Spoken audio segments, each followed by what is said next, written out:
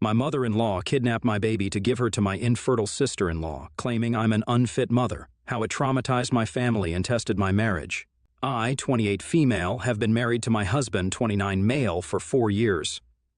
We met through a common friend and started dating 6 years back, and after 2 years of dating, we believed that it was finally time to get hitched. A little over a year ago, I found out that I was pregnant, and 4 months back, I gave birth to my daughter.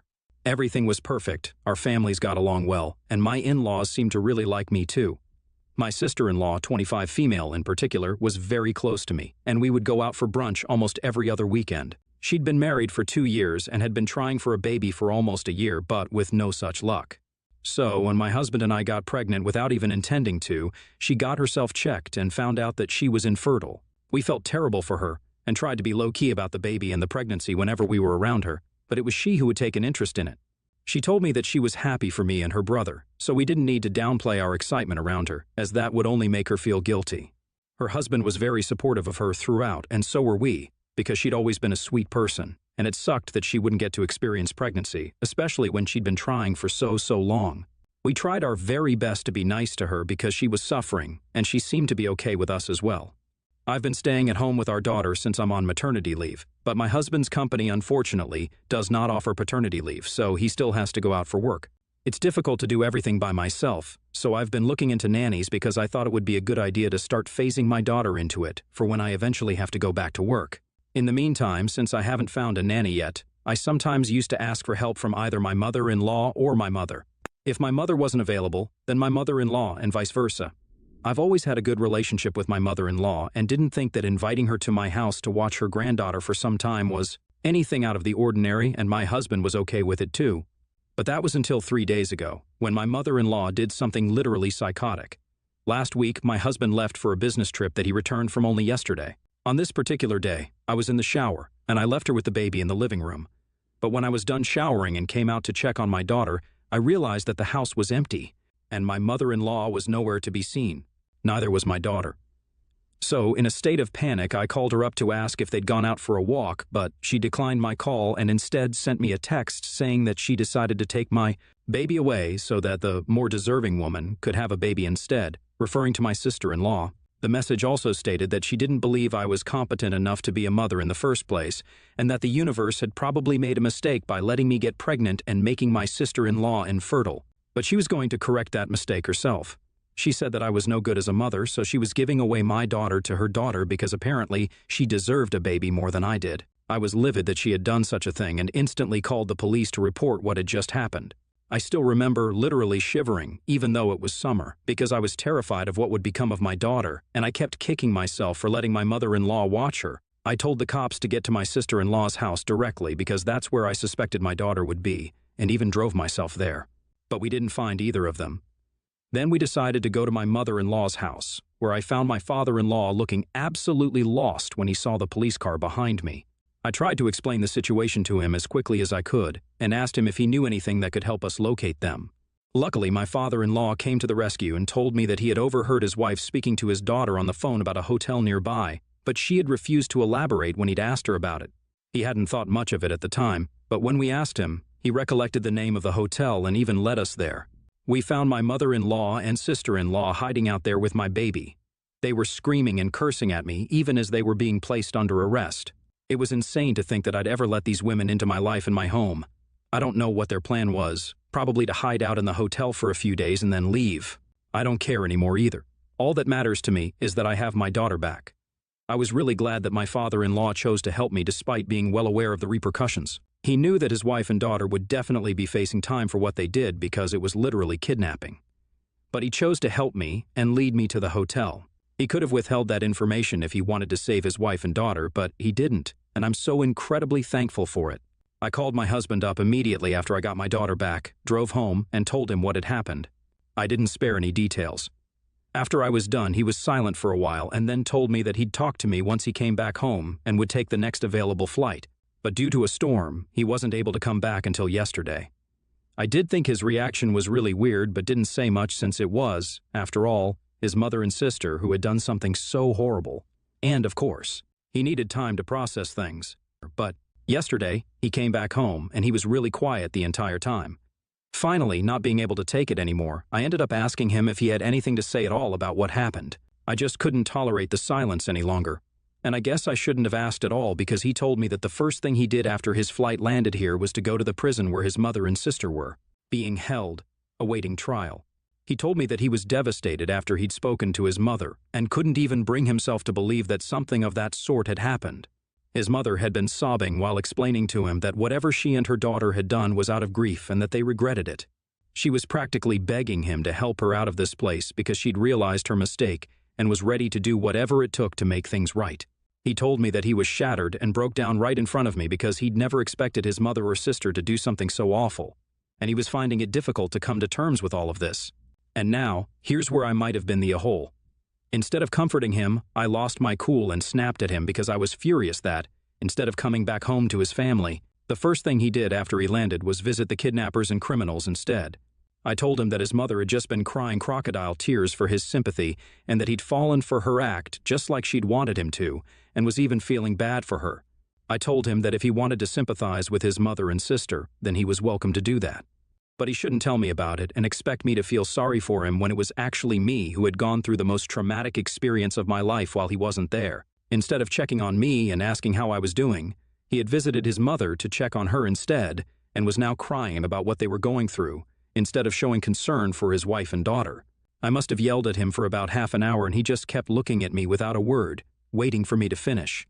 Once I was done screaming at him, he finally spoke and told me that the reason he didn't come straight home from the airport was because he already knew we were fine at home.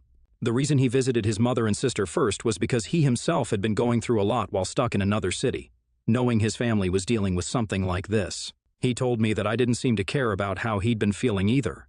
He told me he'd felt helpless because he couldn't come back on time to be there for us, but I didn't ask him about it. Even now, when he was trying to share his feelings with me, I was screaming at him and invalidating them. I felt horrible that I had let these women enter my home and be a part of my and my daughter's life because I thought I knew them, as they had been a part of my life for a couple of years. Then he told me to think for a second about how betrayed and lost he was feeling now that his own family, people he'd known his entire life, had chosen to put me and his daughter through something so unimaginable. He did apologize for not visiting us first and being insensitive, but he also wanted me to apologize for what I said and for making him feel worse about everything. I was really angry, so I told him that I wasn't sorry for anything that I said and doubled down on it. I told him that his mother had manipulated him into thinking she was actually sorry for what she did with her fake tears, and he was falling for it too.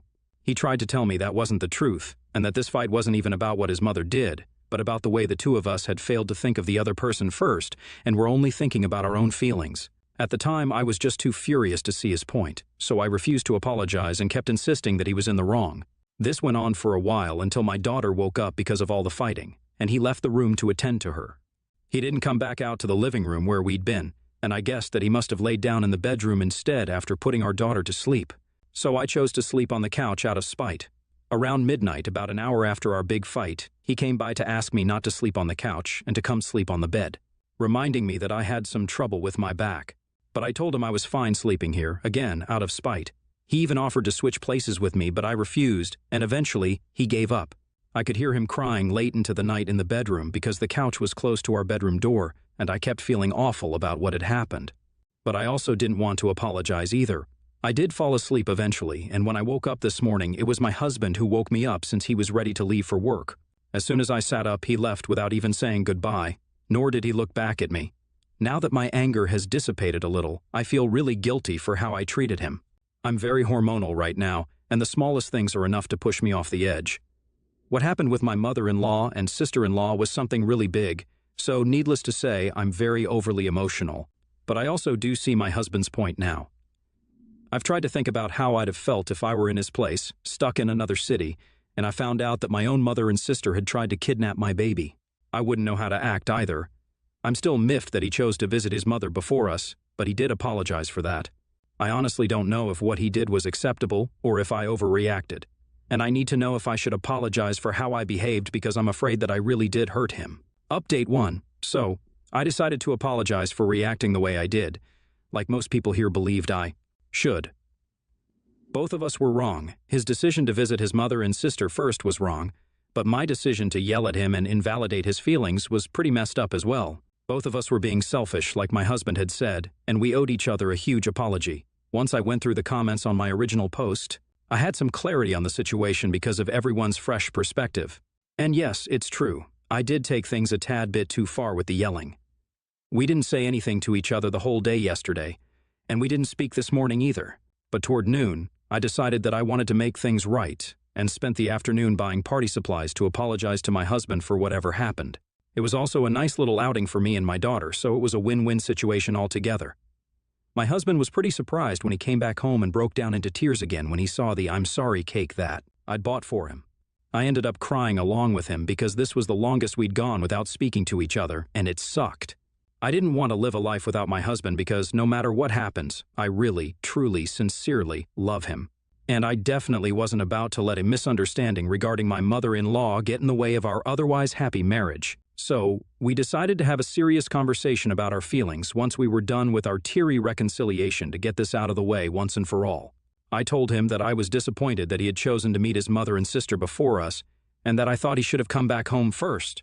I could understand that he felt betrayed by them and needed closure or whatever, but even then, we were his family now. We were the family he'd actually chosen to have, so he owed this to us. He agreed with me and apologized for what he'd done. He explained that he hadn't been thinking straight ever since I told him the news about what they had tried to do. And those 2 days that he'd spent stuck in the hotel because of the storm had left him feeling even more confused, which led to him making a really stupid decision. He did regret it. He also explained to me that his conversation with his mother hadn't made him feel sorry for her, and if anything, it just made him feel frustrated with how his family had turned out to be. He'd been very upset that I'd accused him of letting his mother manipulate him with her tears because, for him, nothing came above the safety and well-being of his family. And he'd never compromise on that, not even for his own mother's sake. He also felt disappointed that I had started yelling at him when he was at his lowest instead of trying to understand where he was coming from. I had made matters worse by refusing to acknowledge my behavior. So, I apologized for what I'd done as well. As of now, there's peace in our household since we're both back on good terms. We've both been kind of selfish, and that's what had led to this huge fight. But of course, we're on the same team, and that's how it'll always be. On a slightly different note, a lot of people have been asking how my father-in-law has been doing. He's doing just fine. I'm checking up on him regularly and calling him every day. I've also been in touch with his next-door neighbor so that I can keep tabs on him because this is obviously something devastating that he's going through. My sister-in-law's husband has filed for divorce after he found out what she tried to do. So, that's how things have turned out for them. I can't say I feel sorry for them because I just don't. They deserve every bit of this, and I'm glad that it's happening to them now. Update 2. Hi everyone, it's been 2 weeks since my last update, and things have been pretty smooth sailing for my husband and me since then. He switched to working from home, and we have put the whole nanny idea on hold for now because neither of us is willing to leave our baby alone with anyone other than each other right now. I'm feeling very paranoid and edgy still, so I think working from home is our best bet for now. We've also been visiting our father-in-law regularly to check on him. I won't say he's doing well because he seems really distressed and upset all the time, but that's only natural given the circumstances. I feel really bad for him because, had it not been for his help, I might not have been able to find my daughter on time. We also haven't been able to speak to my sister-in-law's husband since he's gone completely MIA after announcing his decision to file for divorce. We've tried to get in touch with him several times but have only been met with silence. It's slightly worrying, but we're trying our best to keep in touch with everyone who has been affected by this. My mother-in-law and sister-in-law are still imprisoned and awaiting trial, but none of us has been to see them yet. Of course, I'm not going to see them at all because what they did was really unforgivable in my opinion. I'd prefer for my husband to not visit them either, but if he chooses to go see them then, well, I don't know how I'd feel about that. Things have been smooth sailing for us at home, but there are still a lot of things that are unsaid, and sometimes I do find my husband looking off into the distance sadly. I worry that he's having a hard time processing this incident, and that he's trying to push it further down so that he doesn't have to think about it. My husband is not a very emotional man, and that time 2 weeks back when we were fighting was probably the most emotional he's ever shown. But in general, he has a tendency to just keep bottling things up until eventually he has a breakdown over something trivial. It's happened a couple of times before, and every time it does, he's an emotional wreck for the next few days. I've tried to push him to seek help for it and learn how to deal with his emotions, but he insists that he's fine. I just don't want him to suppress his feelings this time around as well because what has happened is pretty significant to say the least. If he has a breakdown over this, then it definitely won't be a small one, or one that he'd be able to move on from easily. I want to talk to him about how he's feeling, and I've tried, but he dismisses it, saying that he'll be fine. but I know him, and I know he won't be fine. I need a way to talk to him about this without being insensitive. So, any advice about how to deal with this is welcome. Update 3. Okay, I took the advice that most people here gave me and decided to just rip off the Band-Aid. I couldn't afford to let him spiral and suffocate by himself, and I absolutely needed to talk to him before his mental health got worse.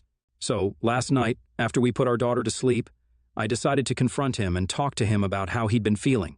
He couldn't just keep running away from his feelings and hoping that he'd be able to leave them behind somehow. He was resistant at first and tried to dismiss my concerns yet again, but I told him that he needed to talk to me and verbalize his emotions, or else he'd be trapped in his own head, and that's as unhealthy as it gets. He went quiet for a while, and I waited for him patiently to start talking. About 3 minutes and a few deep breaths later, he told me that he'd been feeling numb for the past few weeks. Ever since he found out about what his mother had tried to do, he'd felt a whirlwind of emotions. Initially, he'd felt it all, from anger to frustration to betrayal to sadness. Even while we were fighting, he was in constant emotional turmoil. But now that all of that was done with and some time had passed, all his feelings had been replaced by this vacuum. Spending time with us made it a little more tolerable, but he was still struggling to make sense of things. He couldn't believe that his mother, a woman he'd loved and admired his entire life, had attempted to do something so extreme. He also couldn't believe that his little sister, despite all the love and affection he'd showered her with throughout his life, had tried to abduct their baby. He'd always been close to his family, but he'd made up his mind, nevertheless, that he was never going to see any of them again. Also, the fact that he hadn't been here for us when it happened was making him feel really guilty. He said that maybe it was because of this incident that he'd begun to feel really empty and useless. After he was done, I had tears in my eyes because my husband had been so strong for so long. I didn't speak much but told him that he needed to talk to a professional to deal with this adequately, and for the first time, he agreed to it. We hugged for like 10 minutes after that and then went to sleep. We've started looking for a mental health professional near us already, and I'm also planning to speak to my father-in-law soon enough regarding this because I truly want the best for both of these wonderful men. I just really hope things get better for us in the future.